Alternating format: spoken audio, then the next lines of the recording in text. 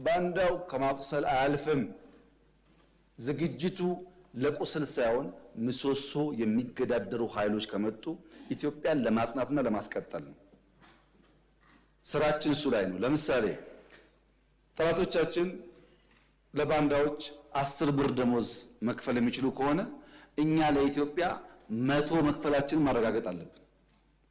ከነሱ የበለጠ ሀብት ካላመነጨን በስተቀር በሀብት ምክንያት፣ በሚዲያ ምክንያት፣ በዲፕሎማሲ ምክንያት ጫና ያመጣሉ። ለምሳሌ የኤርትራ መንግስት የኢትዮጵያ መንግስት የውስጥ ጉዳዩን መፍታት ሳይችል ቀርቶ የቀይ ባህር ጉዳይ ያነሳል ብሎ ይከሳል። የውስጥ ጉዳያችን ላይ ሽንኩርት ከታፊው፣ በርበሬ አቅራቢው፣ አማሳዩ ተቀምጦ ሳለ ውስጥና ውጭ የሚለው ጉዳይ እንዴት ይሆናል? መብቃት ነው መፍትሄው። አሁን ለዚህ ምክር ቤት ማረጋገጥ የምፈልገው ኢትዮጵያን መጉዳት የሚፈልጉ ኃይሎች አሉ። ገንዘብ ፋይናንስ ያደርጋሉ። እመኑኝ ግን ኢትዮጵያን አይችሏትም። አልፈናል ከሱ።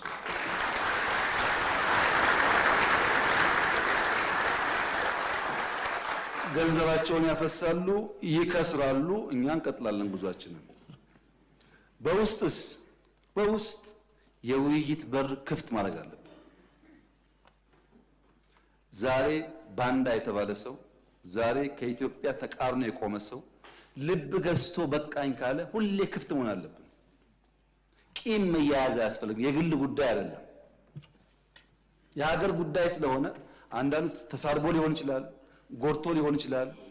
ልቤ ታድሷል፣ አእምሮዬ ተቀይሯል ካለ በራችን ክፍት መሆን አለበት። ይቅር ለማለት አላደረግንም። እኛ ይሄ ከእስር ቤት ጀምሮ ስንቱን ይተው ነው።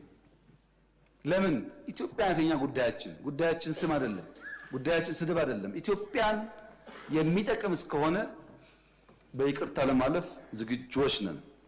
በዚህ ደግሞ በጣም በርካታ ሰዎች በአፋር፣ በቤኒሻንጉል፣ በኦሮሚያ፣ በአማራ በጣም ብዙ ሰው እየተመለሰ ነው። መመለስ እኮ ፋሽን ነው። ድሮ መውጣት ፋሽን እንደነበረው መመለስ ፋሽን ነው።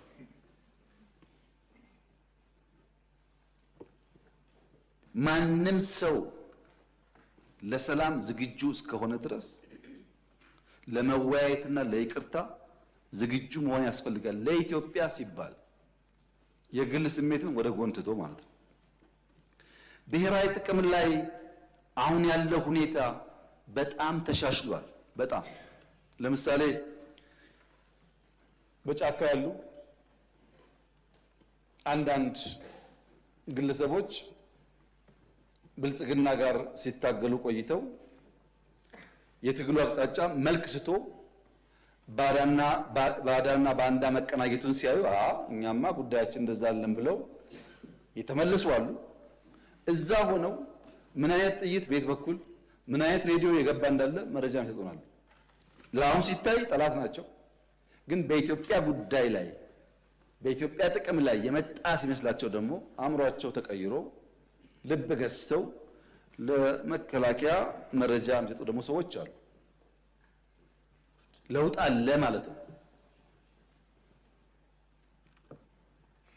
የሚደንቀው ነገር በኢትዮጵያ ጉዳይ ላይ የማይደራደረው በአማራ አካባቢ በኦሮሚያ አካባቢ ያለው ብቻ አይደለም።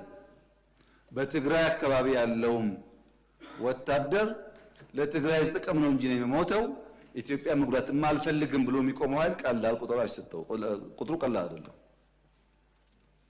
ይሄ በብሔራዊ ጥቅም ላይ ያለ አንደርስታንዲንግ እና መግባባት እየተሻለ እንደመጣ ያመለክታል። እነዚህንና መሰል ዓላማዎች አንግበው የተነሳው የኛ የኢኮኖሚክ ሪፎርም እውነት ለመናገር ተቃዋሚ ደጋፊ ሳይባል እውነት ለመናገር በኢትዮጵያ ታሪክ አመርቂ የሚባል የኢኮኖሚ ውጤት የመጣበት ዘመን ነው። ይህንን እውነት ብዙ ሊከሰሱ የሚችሉ ደካማ ጎኖች ስላሉ እውነትን በመካድ ሳይሆን እውነትን ባለመቀበል ሳይሆን እውነት ተቀብለን የጎደሉትን በመጠቆም አብረን ብንሰራ የሚሻል ይመስለኛል። አሁን ያለው የኢትዮጵያ ኢኮኖሚክ እድገት በማንም አይን በማንም መመዘኛ ምንም የሚያከራክር ሁኔታ ውስጥ ያለ አይደለም። የኛን የማክሮ ሪፎርም ለመገምገም የሚያስቡ ሰዎች ዛሬ ባስገኘነው ውጤት ሳይሆን ነገ በምናልመው በምናስበው የኢትዮጵያ የኢኮኖሚክ ደረጃ አንጻርም መገምገም ጠቃሚ ይሆናል።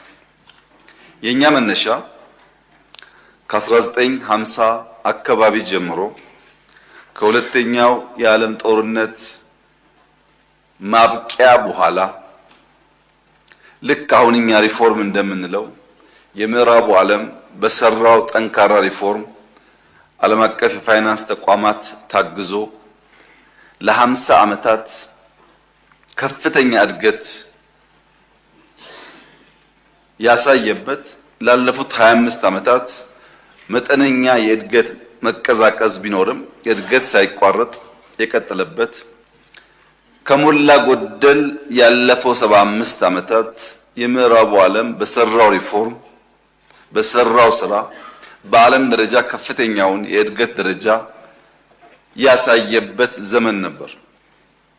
ያ ዘመን አሁን እየቆመ ያለ ይመስላል። ሁለተኛው ትሬንድ ከ2000 ከሞላ ጎደል አካባቢ ጀምሮ ከሀገራት ቅደም ተከተል ሊለያይ ይችላል።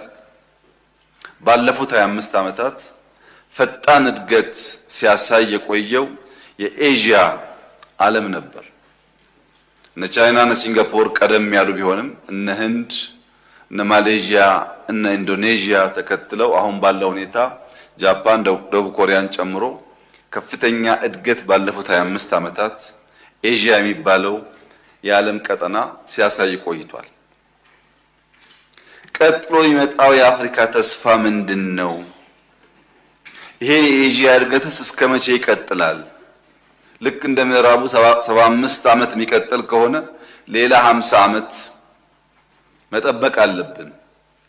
በሚቀጥለው እድገት ውስጥ ለመቀራመት ዋና ጊዜንና የሀብት ልክ የሚወስኑ ፋክተሮች ምንድናቸው? እነሱን ለይተን ትውልድ ላይ ካልሰራን በቀር የዛሬው ደህንነት የትናንትናው ዕዳ እኛ ላይ ሳያበቃ ወደ ልጆቻችን ሊሸጋገር ይችላል። ይሄ እንዳይሆን የኛ ሪፎርም በሚቀጥሉት ዓመታት እድገት ማስመዝገብ ብቻ ሳይሆን አፍሪካ ውስጥም ቀጣይ ተስፋ እንዳለ የሚያመላክት መሆን አለበት የሚል መነሻ ይዞ ሲሰራ ነበር። በዓለም አቀፍ ግመታ በ2050 የዛሬ 25 ዓመት ገደማ የዓለም ሕዝብ 9.8 ቢሊየን ይደርሳል ተብሎ ይገመታል። ከሞላ ጎደል 10 ቢሊየን ማለት ነው። ከዚህ ውስጥ 2.5 ቢሊየን ሕዝብ የአፍሪካ ሕዝብ ነው። በዓለም ውስጥ ካሉ 4 ሰዎች አንዱ አፍሪካዊ ነው ማለት ነው። የሕዝብ ቁጥር በስርዓት ከተመራ በስርዓት ከተገራ ለኢኮኖሚክ እድገት አይተኬም ይናል። ቁጥር ብቻ ግን አይደለም። በ2035 የዛሬ 10 ዓመት ገደማ አፍሪካ ተጨማሪ 450 ሚሊዮን ሰዎች ወጣቶች ለስራ ዝግጁ የሆኑ ኃይሎች ወደ ዓለም የሥራ ገበያ ትቀላቀላለች። አሁን ካለው ጋር ሲደመር 1.1 ቢሊዮን የሚጠጋ ወጣት አፍሪካዊ ማልማት መስራት የሚችል ይሆናል። በአንዳንዶች ግምት ከዛሬ 10 ዓመት ጀምሮ ያለው የአፍሪካ ወርኪንግ ፎርስ ዓለም ላይ ያለው ወርኪንግ ፎርስ ተደምሮ ሊተካከል ይችላል ይላሉ።